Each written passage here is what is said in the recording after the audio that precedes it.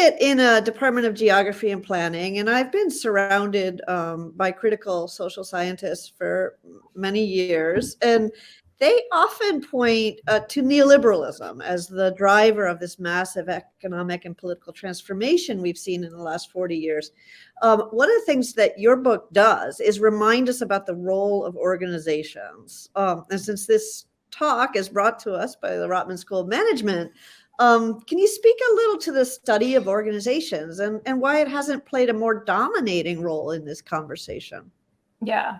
I'm glad you think it's a book about organizations. It is to me, but I'm not sure if that comes through to other folks. But I sit in an organizational studies department. I see myself as an organizational scholar.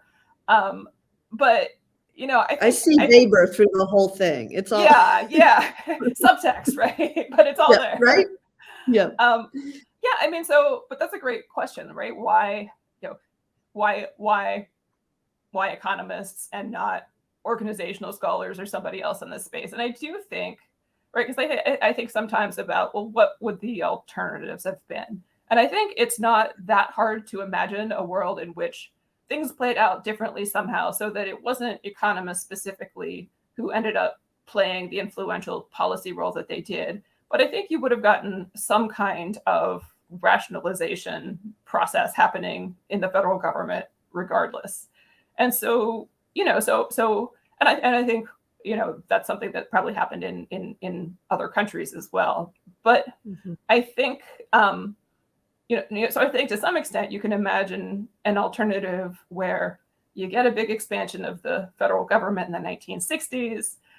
There's this kind of reaction out of a desire to sort of say, oh, we expanded a lot. We need to sort of rationalize this. We need to figure out how to control it.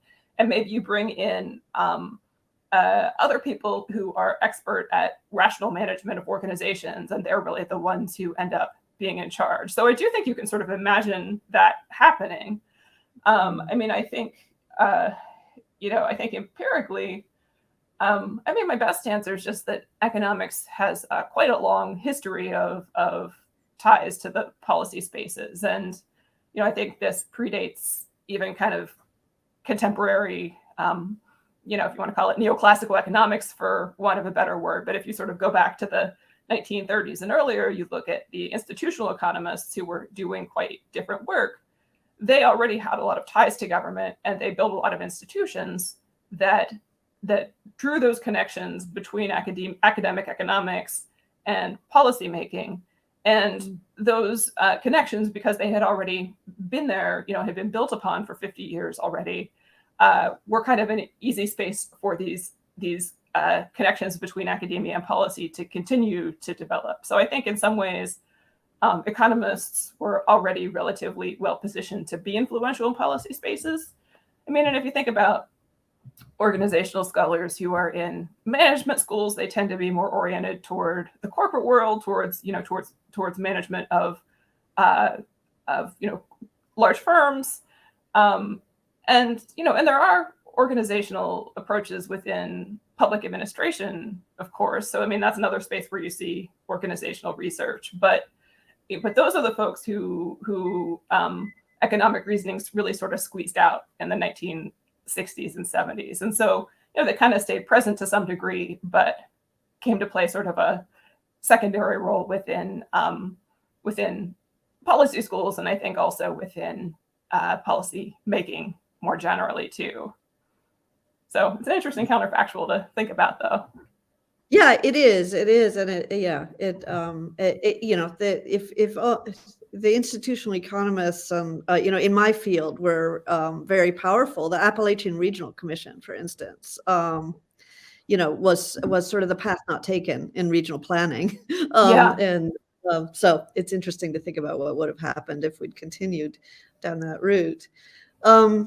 So we were just speculating about like other countries, and so maybe this is the time to kind of talk about that. So you're talking about American politics and how it got to its current state, but this shift in the culture of governance, did it reflect broader trends in the Western world, do you think?